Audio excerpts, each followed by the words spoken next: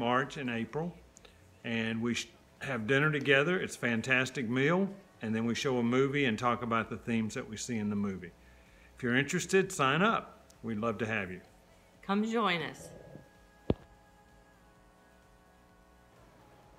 Hello, Sweet Chapel. My name is Lexi Darling, and I'm doing a discipleship group for the girls. Sorry, boys. Ladies, you are beautiful. You are lovely. You have so much to offer the world. College life is hard. Trying to figure out who you are and what to do with your life, and that's what we're going to talk about in my group.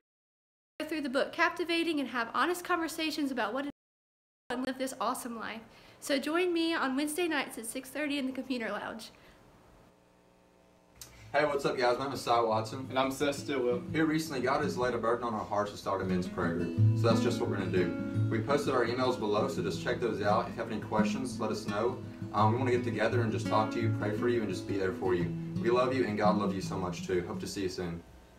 W My Block Radio. Turn it up. The sound. What up, Swoop? Sorry, kind of sick. Yo, so listen, I totally get it. Second semester, classes have started, and your schedule is done to the T, and no one's convinced you to change anything. It's done. And now it's time to think about discipleship groups. Did some people plan ahead for discipleship groups? Yes. Did most people? No. So what's the solution? Well, you can sign up for Devo on the go. Super easy. Everybody has a smartphone. You're walking from the caf to your dorm. You're walking from Newton Hobson to Broward, chilling in your room or wherever, it doesn't matter. You whip out your phone.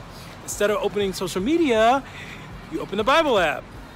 Click on the plan, day 1, day 2, day 3, wherever you are. Your Devo's there, the Bible verse to go along with it, and there's a place for you to comment where your friends can read it and comment as well. Easy way to connect, super simple, and the coolest thing is that it's convenient because you don't have to be at a certain place at a certain time. You can do it whenever you want. That's Devo on the go. Sign up. Hey Sue, my name is Ethan, and this semester I'm going to be doing a discipleship group called Diving Deep, where we go into the book of Jonah. We will be meeting Tuesday nights at 6:30 in the West Hall classroom. I hope to see you guys there. Hey everybody, I'm Michaela Wickham, and this semester I'll be leading a group called The Greatest Commandment. We're going to be talking about loving God and loving others and what Jesus says about it. So we're excited to see you. We're going to meet in Blue Hill at 7 p.m. on Tuesdays. So we'll see you there. Last semester it really became a family, so we want to invite you into our family too. See you then. Well, hey Swoo, welcome to my world. You know, we are so attached to these cell phones. There's a whole lot of good, oh wait a minute. Mom, I will call you back. I am working. Yeah, there's a lot of good. I mean, do you know that you can pre-order your food at a restaurant and then you can use the GPS to get to that restaurant, and then when you get there and you get your food, you can take a picture of that food and put it out on Facebook and Snapchat and Instagram for all of your friends to see what a good meal you're eating. Pretty amazing. But you know what? There's some not so good things on this phone too. And if I can talk to some of the guys, I know for a long time for you this has been porn in your pocket. And if you think you are struggling or you can't get over this addiction, that is so not true. And I would like to invite you to go with me through a book called The Game Plan. It's a 30-day program, and it gives you practical steps, but it also works with prayer and accountability and scripture to help you beat this addiction that you think is so impossible. So if you're interested in this and you're tired of the game and you're tired of being bound by this, please email me, bkerstetter@swoo.edu. We will set up a time and we will start this process to freedom. I look forward to seeing you. Hey everybody, this is Jen Mealy, and if you don't already know me, I work in the library here at SWU, and my small group this semester is for the ladies. We will be talking about prayer. We will be meeting on Thursday nights from 6 to 7:30 right here in this building on the second floor in the green room. Hope to see you then.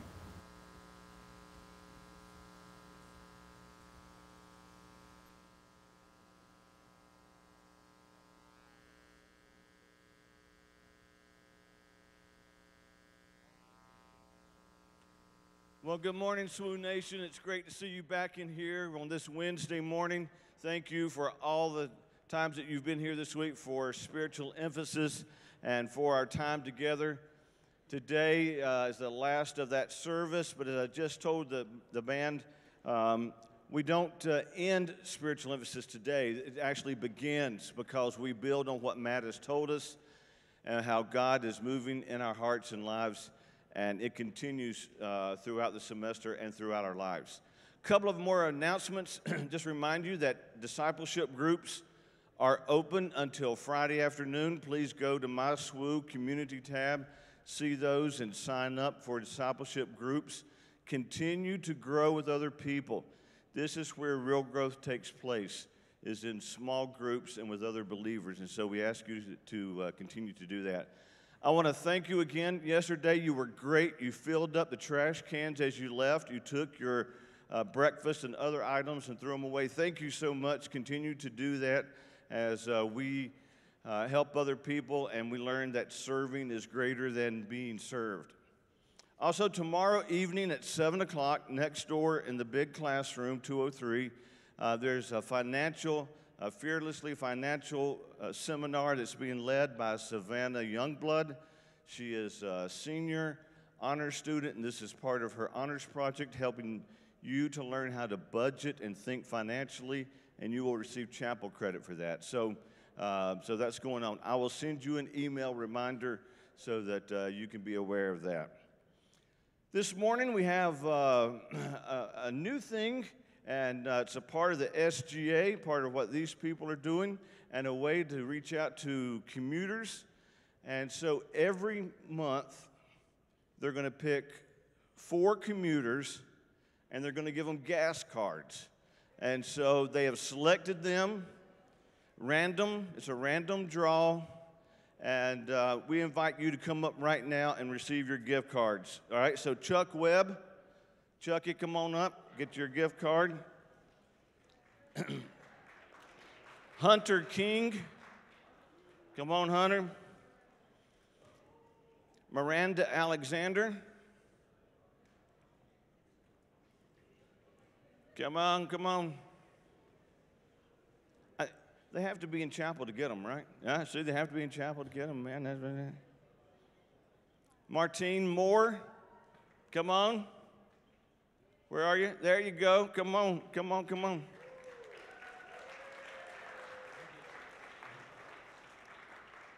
As they're coming up, President SGA Terry is going to give them their gas cards, $25 gas cards to help them out as a way of reaching out to commuters and creating community. Also, remember on Monday, SGA provided the donuts and the juice for us before chapel. So let's thank SGA and all the good work that they're doing for you this semester. And today is Chick-fil-A Day. So Warrior Court, Chick-fil-A today. So that's good. Let's stand. Let's worship together, lifting our voices, praising God and singing.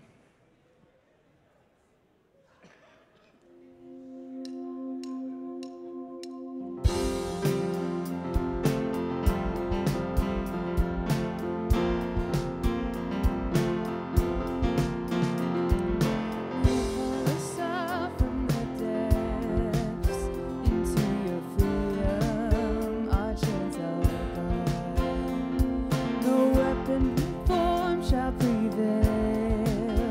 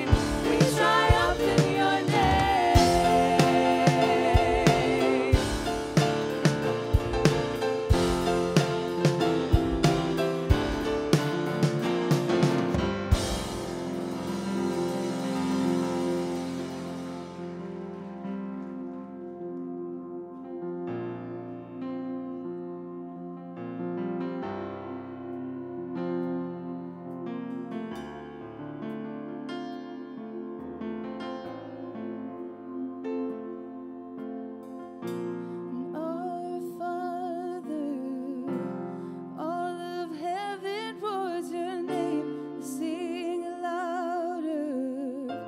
Let this place erupt with praise. Can you hear it? The sound of heaven touching earth. The sound of heaven touching earth. Our Father,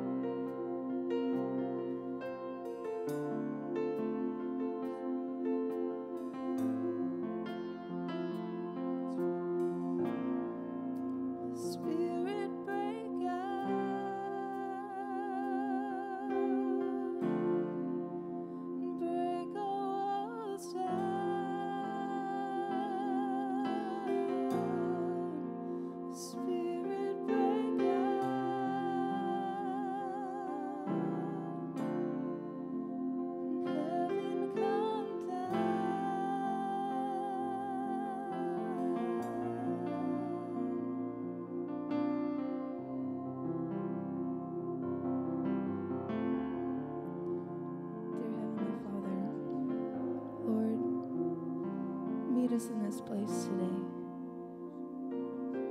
as we spend this time together. Lord, we love you. In your holy name, amen.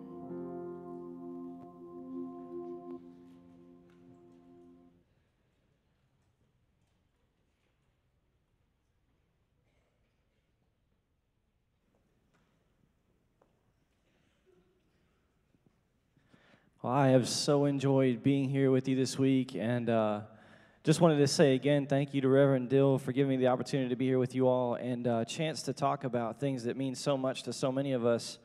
And I want to thank the chapel band. Can you guys give the chapel band a hand? And Nathaniel and some of his guys back in the booth, you never get to see them, but they do a phenomenal job. You want to give them a hand too? Good job, guys. Man.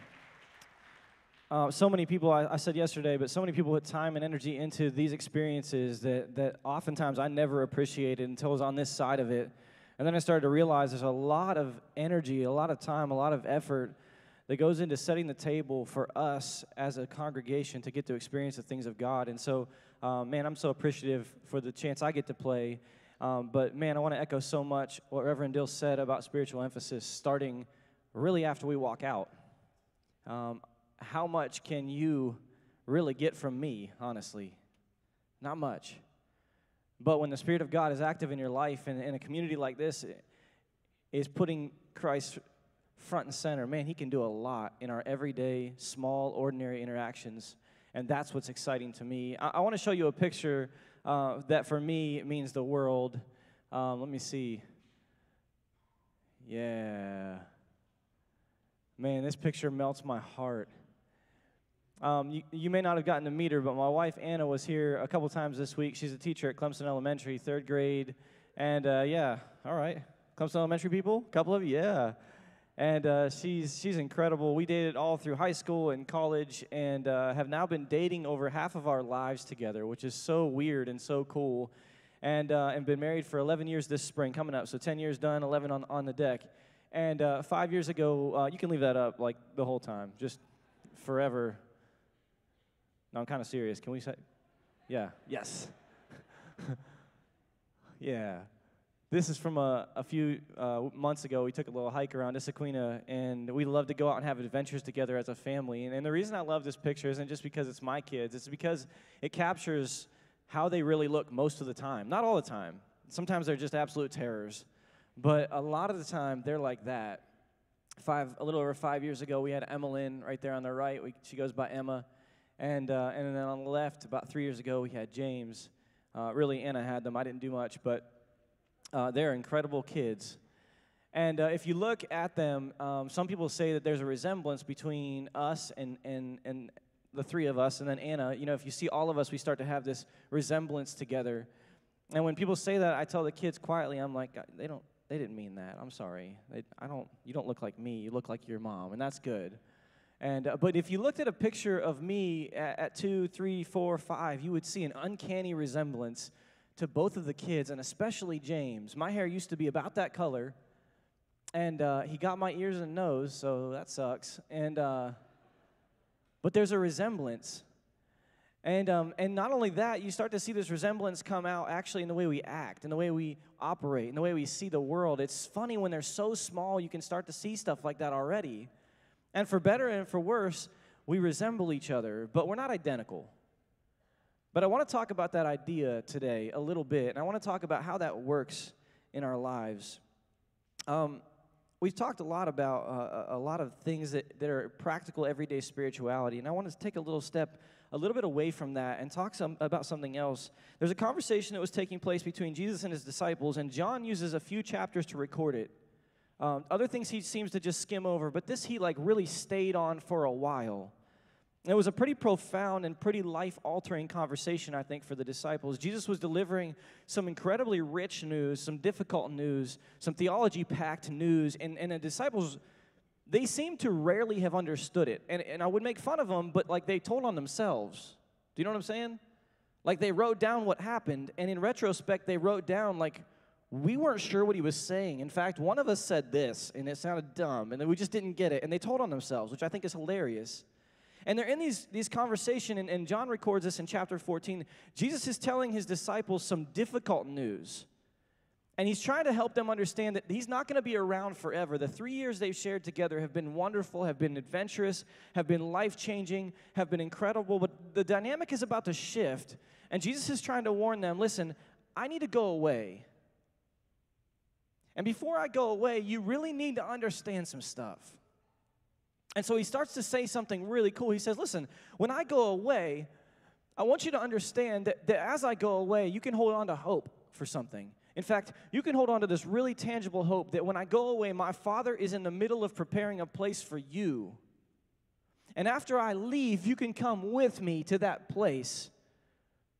And what he's trying to say, he actually says there's a lot of rooms in the house he's building. He's using this cultural understanding of how to set up a family. And he's saying, my dad is building on room after room after room for each of you so that you can be a part of my family, not just now, not just in this group, but forever. And I'm so excited that even though I have to go away, we're going to be away from each other for a little bit, you get to follow me and you get to be in this family. And the disciples are like, okay, all right, so there's a house being built, that's good, and you're leaving. I don't like that, but okay, we're tracking. But then one of his disciples is like, well, that's cool, Jesus, but how do we know how to get there? You keep talking about going there and what it's going to be like, but we don't know how to get there. This disciple's name was Philip. Philip said, how do we get there? Before that, actually, it wasn't Philip that asked that question. I'm sorry. It was another disciple named Thomas who said, how do we get there? What's the way? Philip's going to have another question soon. I'll come back to him. Thomas says, how do we get there? And Jesus says this in verse 6. He says, I am the way, the truth, and the life. No one comes to the Father except through me. I think Thomas was asking a geographical question. Can you show us the map? And Jesus gives a theological answer. Where I'm going to my Father, you don't know the way, but the way is standing right in front of you. I am the way, I am the truth, I am the life.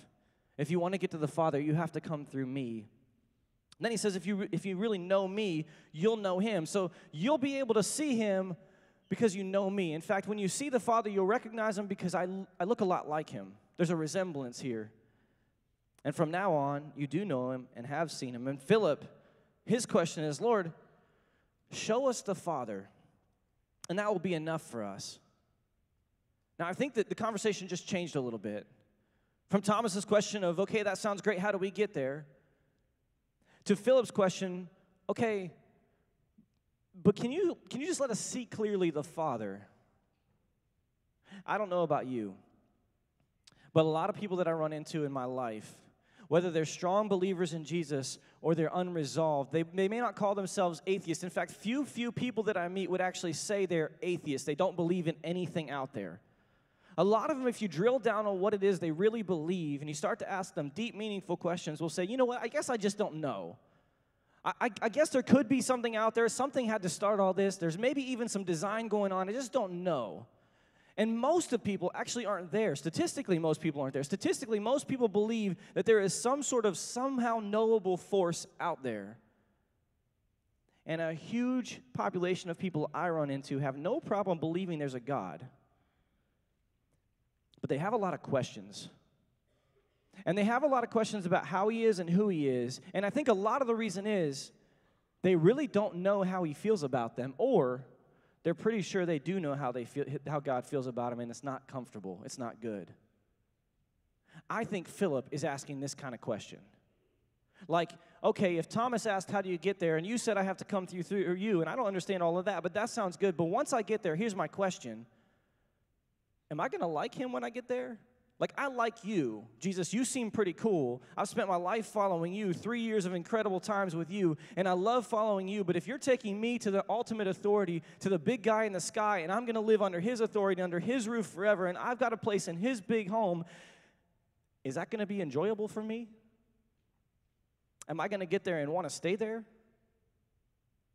Because if you are unlike him and he is unlike you, I'm not so sure I'm into this. In fact, Gandhi went on the record as saying, I like your Jesus, but I don't like your Christians. And I think a lot of Christians say, I like Jesus, but I'm not sure I like the Father. And a lot of non-Christians say, I don't mind Jesus. In fact, he's kind of nice. Some of the Christians are okay, but who is this guy up here? I have some questions. Jesus' response is so powerful. I believe this response is one of the most underrated scriptures in the entire Bible. I stopped dead when I read this and it meant something for the first time. I know I've skimmed over it. I know people have even told me about it. I'm sure someone's preached on this better than I will this morning. But when I read this and it stuck, it changed my life forever. I was in a season of rebellion against God. I was so tired of all his expectations. I was 100% positive that I knew how he saw me, and he was incredibly disappointed. I was so frustrated with the church. I was so tired of Christians. My dad was a pastor. My mom was a saint who prayed for me every morning as I got ready for school, and I loved her for it and resented her for the fact that she had to do it all the time because I was terrible. And I got to the point where I was like, you know what? I'm done with this. I'm going to study philosophy. I'm going to study other religions. I'm going to study all kinds of just people that I think are awesome and have done a great job. And I'm just going to look for something that means something because I have a life to live and I don't want to waste it. So I started looking. And I started looking everywhere. And I was too young to do it, but I was reading philosophy I couldn't even understand. And I was like, yeah, I'm smart now. This is great. And all of a sudden one day I was like, you know what? I've read everything that I can. I've read a lot of things. I've looked into a lot of different faiths and religions and people and figureheads, and I feel kind of like a hypocrite because I just kind of threw Christianity out the window. So maybe I should start giving it a balanced read. But I don't like most of the Old Testament. It's confusing and weird. I know all the stories. A lot of the New Testament is theology. I don't get that, but I do remember liking Jesus. And I started reading Jesus in the Gospels, and I stumbled upon this passage. I'm the way, the truth, and the life. Yeah, I've heard that before. No, okay, there's no other way through. Okay. If you've seen me, you've seen the Father, Jesus says. Philip, don't you know me even after I've been among you such a long time? Anyone who has seen me has seen the Father. Why is that important? I want to ask you to do me a favor. Can you let the next few minutes just be way, way bigger than your theological chart you could draw on the wall? That stuff is so important. I love that. Just think about this for a second. Jesus said, if you've seen me, which they had for 3 years, if you've seen me, you've seen the Father. What do you mean by that, Jesus? Did you see the way I interacted with lepers on the side of the road? The untouchables? The ones who have diseases? Do you remember that I went over to them and I touched them?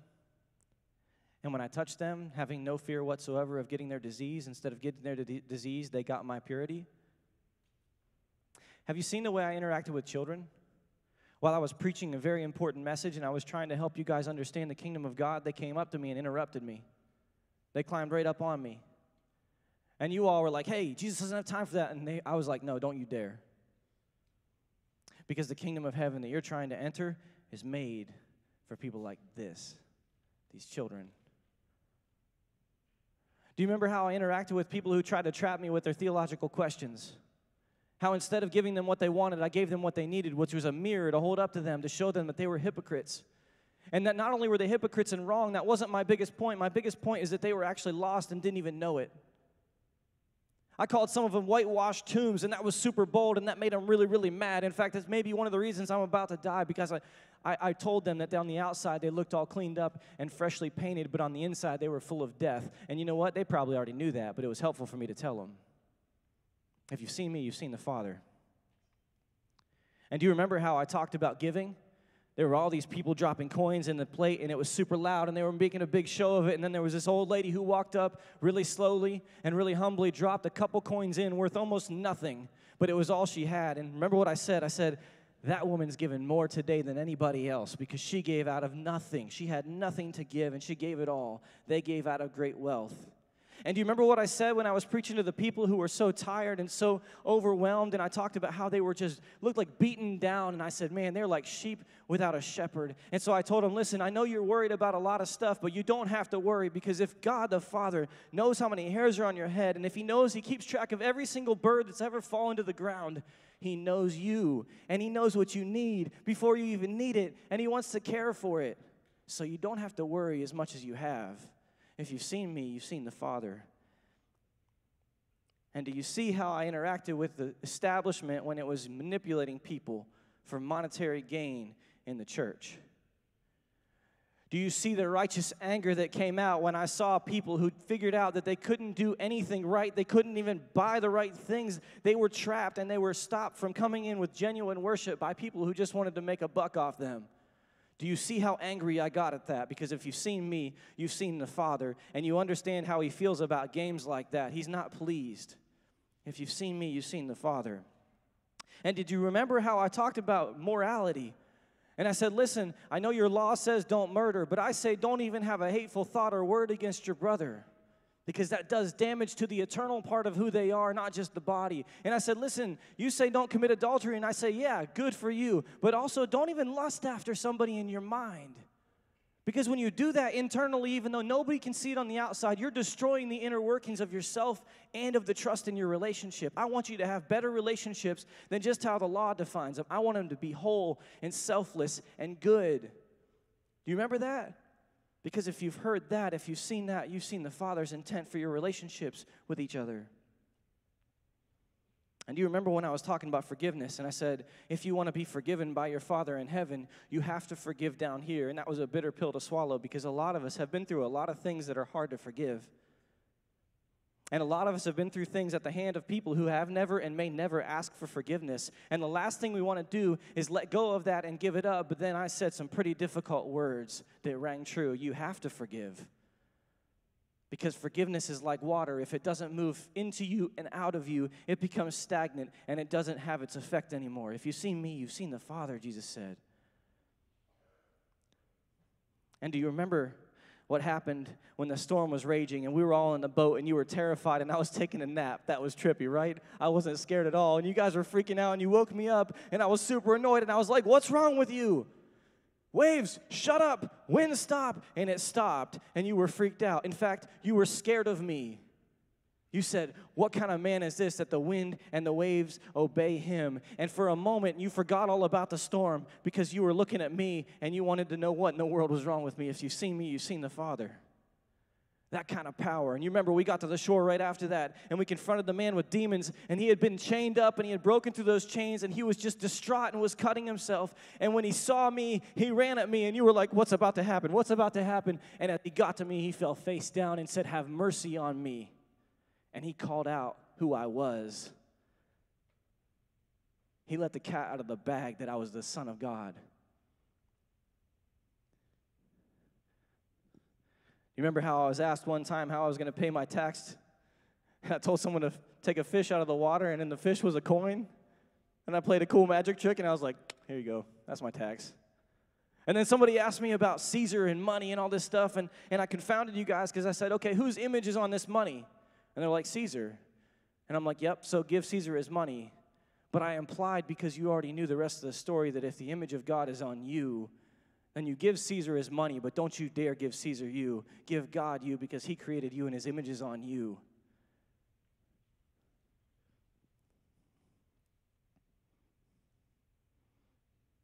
Do you remember how great philosophers came to me and had all kinds of questions? And I humbly answered their questions with more questions and confounded them so that you would be released from the bondage of their oppression over you.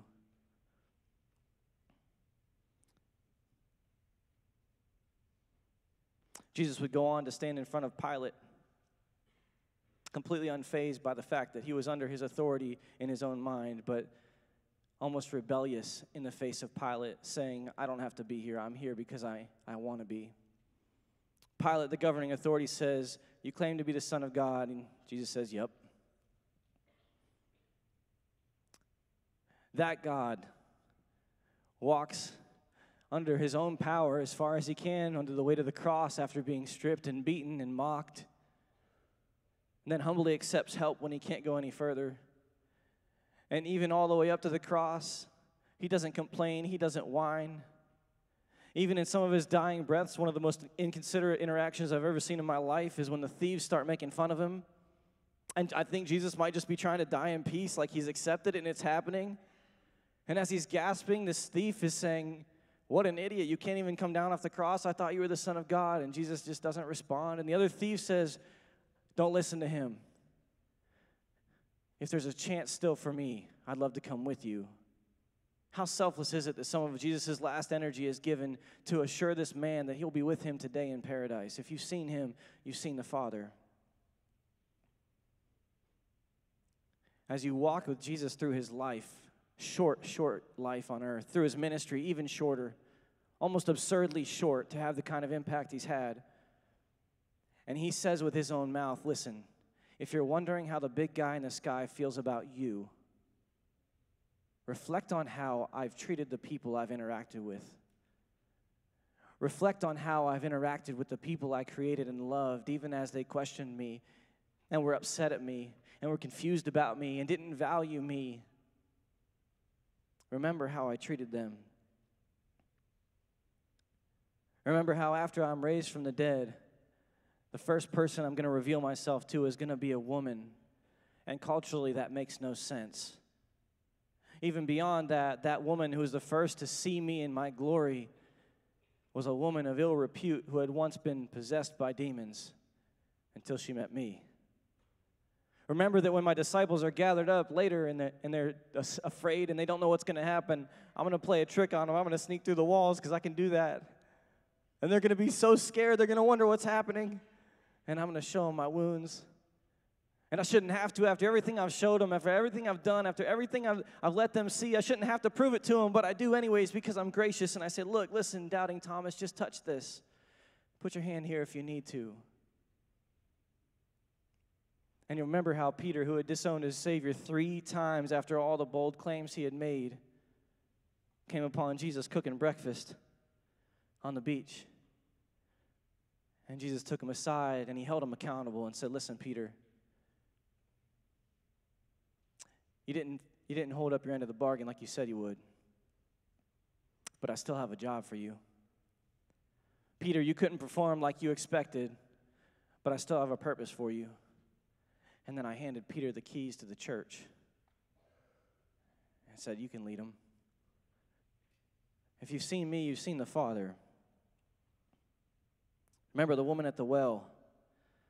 Jesus talks to her for a while, revealing the fact that he knows all her dirt and all of her shame and all of her pain and all the things she had been through. She runs away into the town and says, listen, come see this man who told me everything about myself.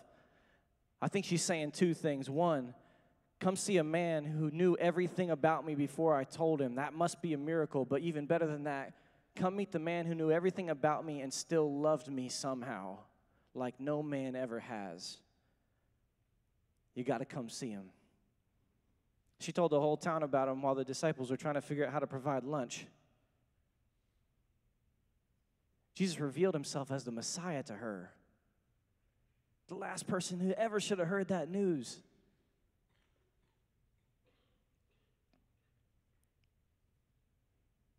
When you start to think about that, when I reflect on that, I remember the astronaut who saw Earth from space and said it looked like a little blueberry, and it made him feel incredibly small. I think it sometimes makes me feel insignificant that Jesus is so good and so powerful all at once, and yet that he wants to be close to me, that he wants to be intimate with me. I want to share a quote with you. This quote doesn't come from a theologian or a philosopher. It comes from a man that I never would have expected to hear it from. It goes like this. I know men, and I tell you, Jesus Christ was not a man.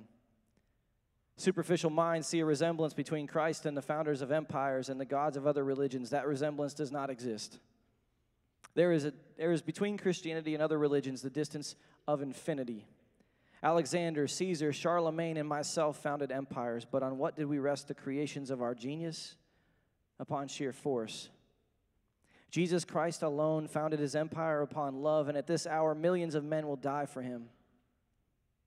In every other existence but that of Christ, how many imperfections. From the first day to the last, he is the same, majestic and simple, infinitely firm and infinitely gentle. He proposes to our faith a series of mysteries and commands with authority that we should believe them, giving no other reason than those tremendous words, I am God. Napoleon Bonaparte?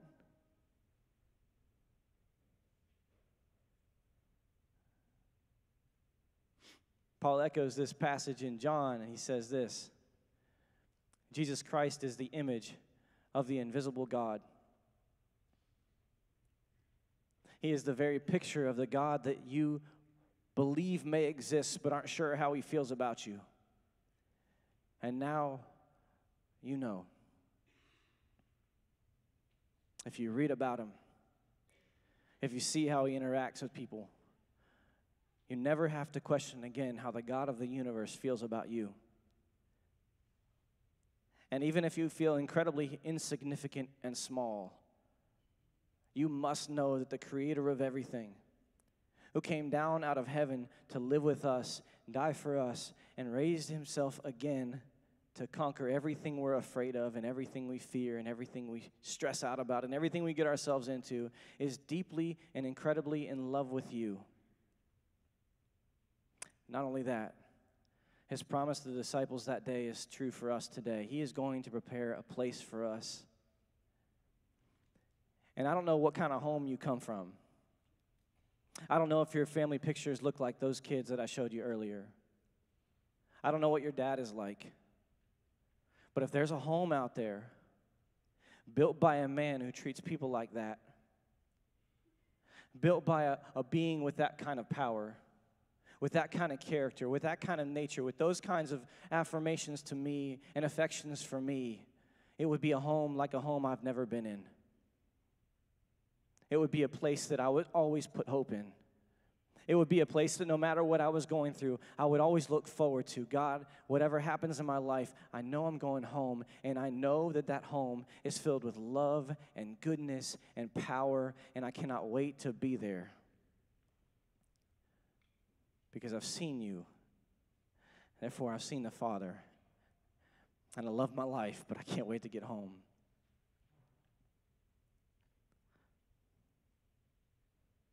And this is what Jesus says about the family resemblance. If you've seen him, you've seen the Father. But if people see you, he wants them to see him. I look a little bit like my dad, except he's 6'3", 270. So I don't look that much like my dad. I look a lot like my mom. But I got my dad's ears and my dad's nose. If you see my son, you see a little bit of me. If you see me, you see a little bit of my dad. If you see Jesus, you see the Father in heaven. And if people see you, Jesus hopes they see him. This is what he said to his disciples. Of all the things he could have said, of all the measurements and the rubrics he could have given them, he said this in the chapter 13 of John. But by this, everyone will know you're my disciples. If you what? Say it with me. If you what? If you love one another. By this, the world wondering about the big guy in the sky, the force who created the universe. By this, the world will know and will see the family resemblance if you love one another. I don't know where you're at with God. I don't know if it's a really clear back and forth that you've got with him. I don't know if there's a lot of trust you have. I don't know if there's a lot of looking forward to meeting him. I don't know if you're a person that meets him every day and can't wait to talk with him and can't wait to follow him and can't wait to interact with his people and his other children. I don't know where you're at, but I just want to tell you this.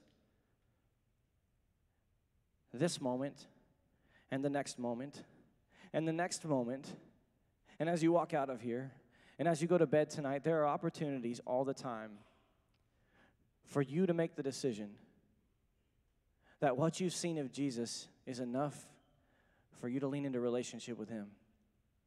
And how that works, I don't think is formulaic. I don't think it has to sound a certain way. I don't think you have to be in a certain shaped room. I don't think you have to have your knees on pillows. I don't think you have to know exactly how to say it, but I just think it needs to be real. That you need to decide for yourself once and for all, what is it that you're going to spend your life on? And can you trust this God of the universe? And so I want to pray for you. And for those of you who hear this today and you reflect on Jesus and you say, yes, that's my God. That's my friend. That's my Savior. That's my Lord. And during this prayer, just thank God for all the things that he's done for you and all the interactions you've had with him. And maybe you're reflecting on all this and you think, man, that sounds good, but I've never tested it out. Maybe it's time. Then during this prayer, man, you just start to talk to God and say, God, hey, I think it's time. I think it's time I start this journey with you. And so I want to pray with you. Father, this morning, God, I thank you for the privilege and the joy it is to talk about you. I thank you for the honor it is to just go over a highlight reel of all the things you let us see, this window into heaven that you brought down to us. And Jesus, you are beautiful, and you are amazing, and you are powerful, and you are humble in the face of things I don't understand, and you were courageous in the face of things that would terrify me. And you are more than our words could ever say, and we thank you for that. God, for some of us in this room, we are just so grateful right now because we walk with you and we know what that feels like. And we know that we can look forward to home. And for some of us, God, we have no idea what that feels like. We haven't been there yet. Maybe we've been on kind of the outside looking in. But God, for us today, we just want to say, we think it's time. And if that's really who you are, God, if that's really the kind of family you're building, if that's really the kind of home we have to look forward to, we just simply say, yeah, we're in. We know that's not always easy. We know that's costly. We know it costs us everything. But we're in. God, I thank you and praise you for this group of people that's so special. And I know you see them, God. You see how wonderful they are. And you have a plan and a purpose for this community. And so, God, I just pray that your Spirit would be speaking to each of us exactly what it is we need to hear from you. We love you. And we pray this in your name. Amen. Whoa. Before we're dismissed, I want us to end with praying for Matt. So, Matt, I'm going to ask that you come down to the front and just kneel there. And then I'm going to ask you to gather around him and lay hands on him, and then lay hands on people that are laying hands on him. And we're going to have a prayer for him and his ministry because he's poured into us, and I want you to learn how to pray for other people as well. So if you'll come over, then we'll gather around you, and then we'll have this as our closing prayer, and then we'll be dismissed.